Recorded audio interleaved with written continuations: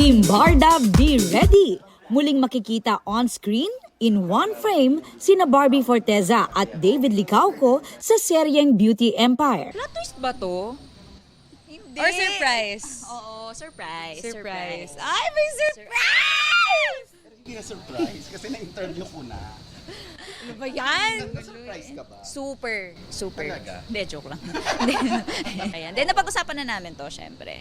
Matagal na eh. Actually, matagal na siya dapat pumasok. Pero yun, finally, okay din na ngayon siya pumasok dahil like bumibigat na rin yung mga eksena namin. So, perfect timing. It's been 7 months since I last acted, which makes me excited actually. And also, obviously, I'm working with Barbie again. Papa, may ginagawa ka ba?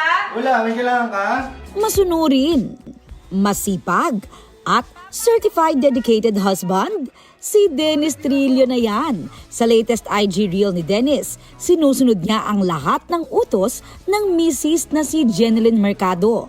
At iniiwan ng mga ginagawa, maasikaso lang ang asawa.